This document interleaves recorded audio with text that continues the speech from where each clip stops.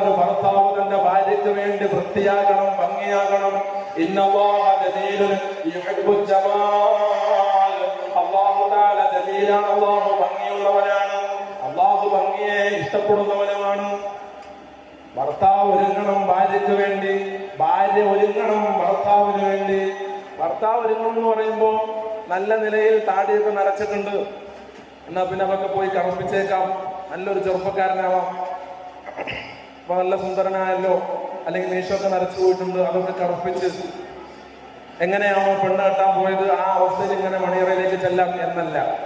ഉളുവിന്റെ വെള്ളം ചെയ്യൂല, മയ്യത്ത് കുളിപ്പിച്ചാൽ ശരിയാവൂല, ഒരുപാട് നൂലാമാലകൾ, വേറെ ജനാപത്ത് കുളി ശരിയാവൂല, പള്ളിയുടെ ഉള്ളിലേക്ക് കാലെടുത്ത് വെക്കൽ ഹറാമാണ്. അങ്ങനത്തെ 100,000 പ്രശ്നങ്ങൾ അതിന്റെ പുറകിലുണ്ട്.